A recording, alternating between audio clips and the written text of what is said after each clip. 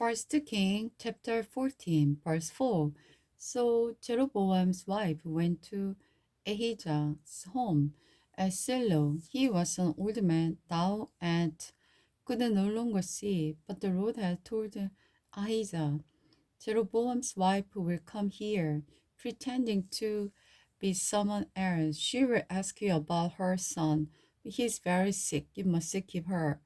The answer that I give you. So when Elijah heard her footsteps at the door, he cried out, Come in, wife of Jeroboam.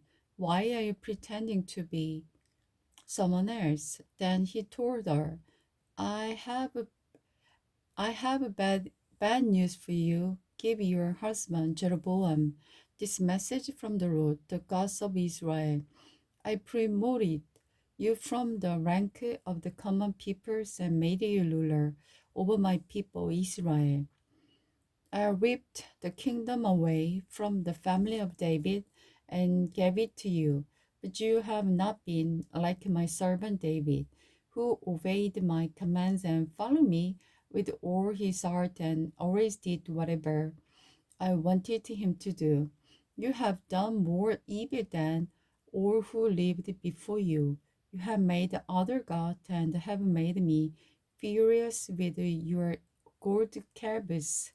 And since you have turned your back on me, I will bring disaster on your dynasty and kill all your sons, slave or free alike. I will burn up your royal dynasty as one burns up trash until it is all gone. I, the Lord, vow that the member of your family who died in the city will be eaten by dog, and those who die in the field will be eaten by the vulture. Then Eliza said to the Jeroboam's wife, Go on home, and when you enter the city, the child will die. All Israel will mourn for him and bury him. He is the only member of your family who will have a proper burial. But this child is the only good thing that the Lord, the God of Israel, sees in the entire family of Jeroboam.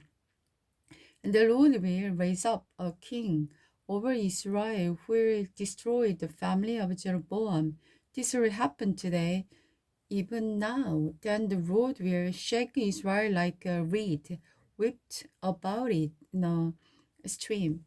He will uproot the people of Israel from the good land that he gave their ancestors, and will scatter them beyond the Ephraim River. For they have angered the Lord by worshipping Asherah pole. He will abandon Israel because Jeroboam sinned and made all of Israel sin along with him. So Jeroboam's wife returned to Tirzah, and the child died just as she walked through the door of her home. And the people of Israel buried him. They mourned for him as the Lord had promised through the prophet Elijah. The rest of the event of Jeroboam's reign, or his war and how he ruled, are recorded in the book of the history of the kings of Israel. Jeroboam reigned in Israel 22 years. When the Jeroboam died, his son Nadab became the next king. Jeroboam's rule in Judah. Meanwhile, Rehoboam, son of the Solomon, was the king in Judah. He was 41 years old when he became king, and he reigned 17 years in Jerusalem, the city of the Lord had chosen from among all the tribes of Israel as a place to honor his name. Jeroboam's mother was the Naamah, an Amorite woman. During the Jeroboam's reign, the people of Judah did what was evil in the Lord's sight, arousing his anger with their sin. For it was even worse than that of their ancestor. They built pagan shrine and set up sacred pillar and the Asherah pole on every height here, under every green tree. There were even shrine prostitution throughout the land. The people imitate the detestable practice on the pagan nation, the Lord driven from the land ahead of the Israelites. The fifth year of the king Rehoboam's reign, King Shishak of the Egypt came up and attacked Jeroboam at Jerusalem. He ransacked the temple of the road and the royal palace and stole everything, including all the good gold shield Solomon had made.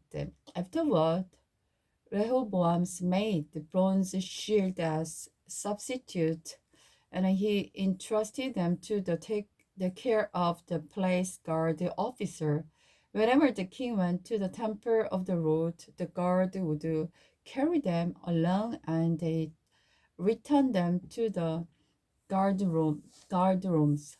The rest of the event in Rehoboam's reign and all his deeds are recorded in the book of the history of the king of the Judah. There was constant war between Rehoboam and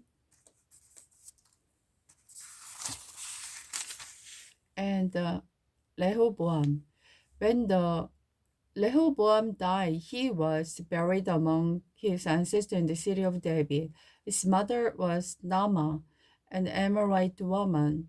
Then his son Abijah became the next king.